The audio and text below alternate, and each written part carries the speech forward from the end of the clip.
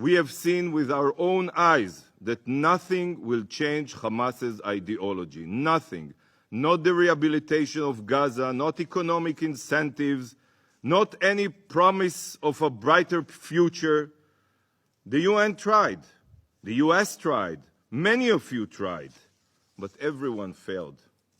Nothing can change a genocidal ideology. Nothing.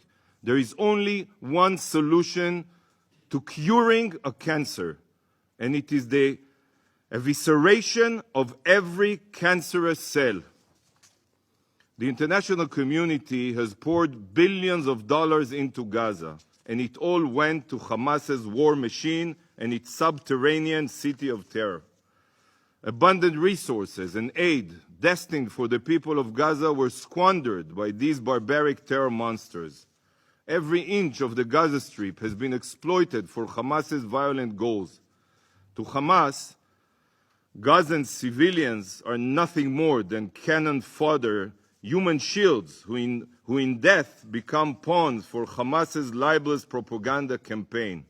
They are threatening, right now, as we speak here, they are threatening Gazans not to evacuate south, by the way, as we evacuated our civilians near our southern border, and then use their bodies to recruit countries to pressure Israel. So let me be clear. Israel is on a rescue mission to save our hostages, a rescue mission to save our future and to save the people of Gaza from their savage tyrants, a rescue mission. This rescue mission can end quickly. Should Hamas put down their arms tomorrow, return our hostages, and turn themselves in, this war can end without one more shot being fired. Why are you not calling on Hamas to do this? Why isn't this part of the resolutions? Distinguished Council members, I will reiterate. The Security Council now stands at one of its most pivotal crossroads. Will the Council support the fight for civilization, or will it incentivize the genocidal jihadists who aim to murder all the infidels? For a body dedicated to security, this shouldn't even be a question. The first step this Council must take before any calls for aid,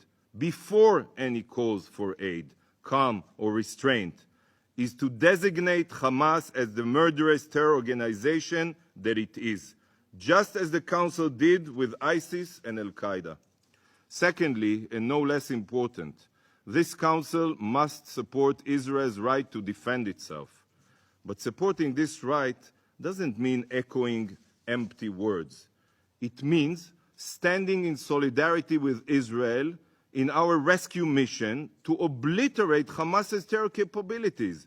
If Hamas is not obliterated, such atrocities will be repeated, and not only in Israel.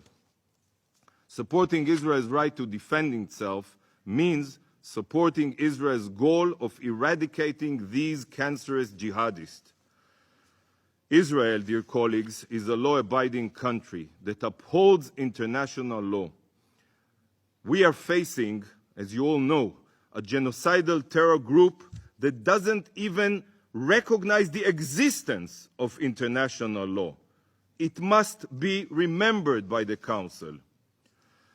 So how can it be that the focus of the Security Council is not, and I elaborate, number one, to designate Hamas as a terror organization.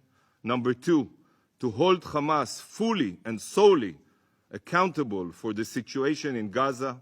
Number three, to fully support Israel's right to defend itself. And number four, to immediately and unconditionally demand from Hamas to release all the abducted hostages. I urge you all to think about these objectives and that they all be addressed in any future discussions. Israel will not accept having her hands tied while we are fighting for our security and for our children's future.